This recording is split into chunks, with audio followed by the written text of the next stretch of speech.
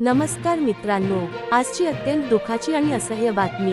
महाराष्ट्राचे उपमुख्यमंत्री आणि राष्ट्रीय स्वयंसेवक पक्ष (एनसीपी) नेते अजित पवार यांचा आज 28 जानेवारी 2026 सकाळी बारामती येथे विमान अपघातात दुर्दैवी निधन झाले आहे।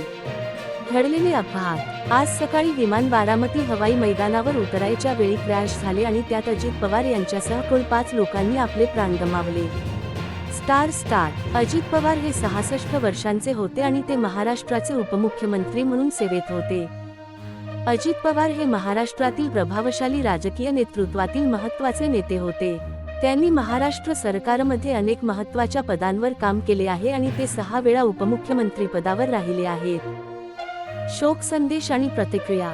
देशभरातील अनेक नेते आणि नागरिक यांना या बातमीने धक्का बसला आहे।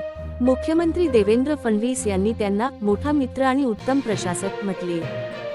लोकसभामध्येही त्यांच्या निधनाची श्रद्धांजली देण्यात आली आहे। ही घटना महाराष्ट्र आणि देशासाठी एक विरळ दुःखाची वेळ आहे। त्यांच्या कार्याने अनेक जीवनांना स्पर्श केला आहे। आपण सर्वांनी त्यांच्या आत्म्यास शांतता लाभो असे प्रार्थना करूया। ओम शांती। आज महाराष्ट्राच्या हृदयाला धक्का देणारी बातमी। उपमुख्यमंत्री अजित पवार यांचा बारामतीमध्ये दुःखद विमान अपघातात निधन झाला। या व्हिडिओमध्ये आपण अपघाताची माहिती, राजकीय प्रतिक्रिया आणि त्यांच्या जीवनाचा थोडक्यात आढावा पाहणार आहोत। दादांच्या अपघाताबाबत सध्या अनेक तर्क लावले जात आहेत। हा अपघात नेमका सामान्य होता की यामागे काही वेगळं कारण आहे? हा प्रश्न आता सर्वसामान्य लोकांमध्ये चर्चेचा विषय ठरत आहे। आमच्या टीमने थेट घटनास्थळी जाऊन ग्राउंड रिपोर्ट केला आहे। स्थानिक नागरिक, प्रत्यक्षदर्शी आणि परिसरातील लोकांनी काही धक्कादायक गोष्टी सांगितल्या आहेत। काही लोकांचं म्हणणं आहे की अपघाताची परिस्थिती संशयास्पद होती। वाहनाच्या स्थितीवरून अनेक प्रश्न निर्माण होतात। वेळ, ठिकाण आणि घडामोडी यामध्ये तफावत दिसून येते। तर काही लोक असंही सांगतात की हा केवळ दुर्दैवी अपघात होता।